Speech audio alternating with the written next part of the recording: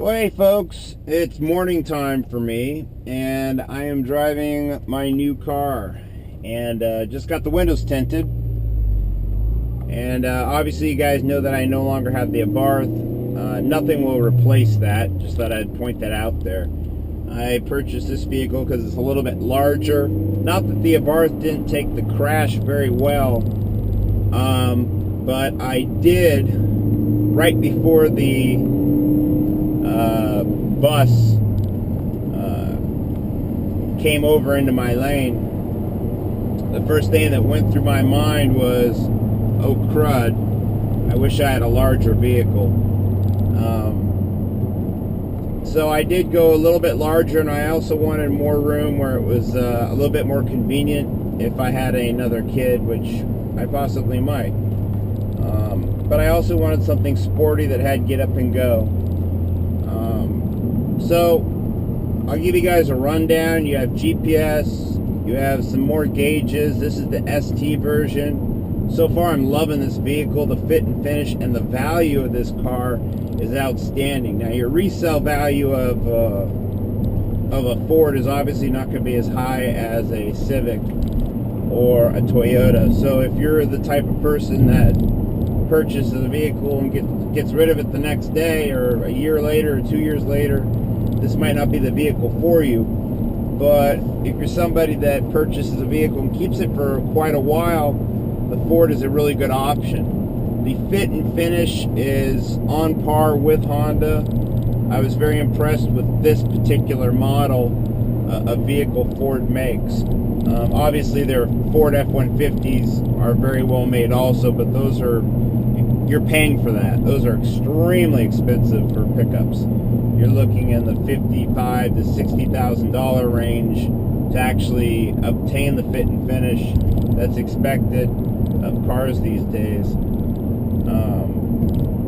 But this vehicle is very well made. Why? What makes this vehicle so special? What drew my attention to it? Well, this particular model is, the ST version is a worldwide car, meaning it's sold in many different countries.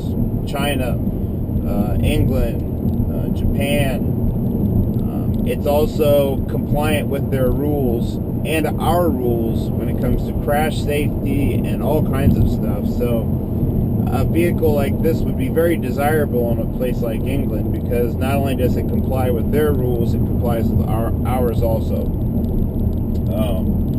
So you have the yellow side markers when you put on your blinker, which living in Japan for 10 years, I'm here to tell you that the red blinkers that we use here in the States are not visible as much as the yellow blinkers. Also in European countries they require, and in Japan they require side markers that are actually separate from your vehicle. So it's not a wraparound blinker, it actually has to be a blinker that's on the side of your vehicle to let vehicles to your right or your left, immediately to your right or left, know that you want to get over. Very visible. That's something I do look for in a vehicle, because I tell you, when a yellow blinker goes off on a vehicle, you know they're turning. I just don't notice the red blinking of a turn signal. So that's a really good thing that this vehicle has. Safety is very important for me, especially since I carry my family in this vehicle.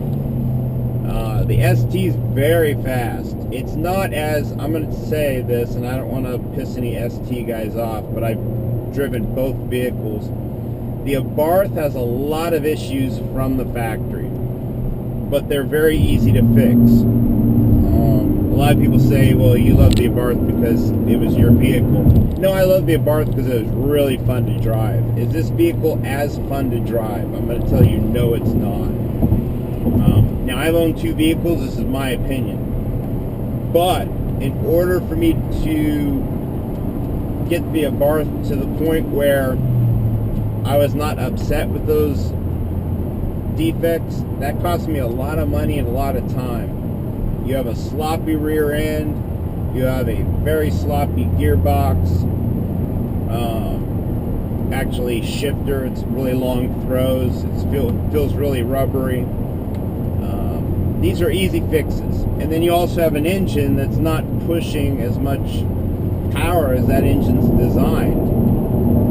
But then once you up the power, then you got to up the suspension, and it just becomes an ongoing,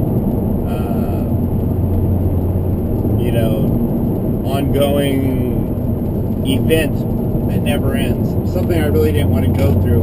And when you crash your car, the insurance companies don't give you your money back on what you just purchased. For instance, I just finished purchasing brand new Pirelli tires, brand new Koni suspension, springs, and in the car crash, that stuff was destroyed. You guys also know I had chips and all kinds of other stuff, plug and play stuff. Now I removed that, and I am going to sell that on eBay. If you're interested, I'm not going to just give it away. A plug and play ECU, brand new 400. I'll knock off maybe $150 from that, because it's just as good as it was when it was brand new. So if you're in the market to save yourself some money, that's a good way of doing it. I'll even warranty those parts for up to 30 days. If you have any issues at all, I won't even question it. Send it back to me, and you get your money back. So this vehicle, how does it do on gasoline? Not as good as the Abarth, obviously. Now, if you follow the little shift mark, you get a little light that says to shift. Here, and I'll show you. I don't know if you can see this in the camera or not. Alright, so I'll go down to 5th gear. Notice how you get this little green arrow in your display right here, and it says go to 6th gear, so that's what I'll do. Right now I'm averaging 22 miles per gallon. That's because I'm horsing around a little bit. Not breaking the speed limit or anything, but maybe I'll accelerate quickly in a safe area to the speed limit.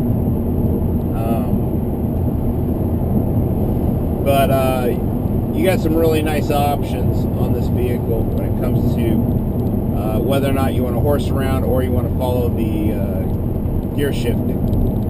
Let me get over because this guy likes to ride my tail. So if you follow the gear shifts, I've gotten up to 34 miles per gallon. If you horse around, you're looking at about 20 miles per gallon. In the Abarth, horse around, you're looking at 28 miles per gallon. How good a gas mileage you could have gotten in the Abarth, I really don't know, because the Abarth always wants you to keep that RPM range up, and that car is so much fun that you find yourself always driving, not aggressively, but you always find yourself driving in the high RPM range. This vehicle is very comfortable to drive in a relaxing manner, not always a go-go manner. So I'm actually finding that it's comfortable to just go to 6th gear and drive relaxed.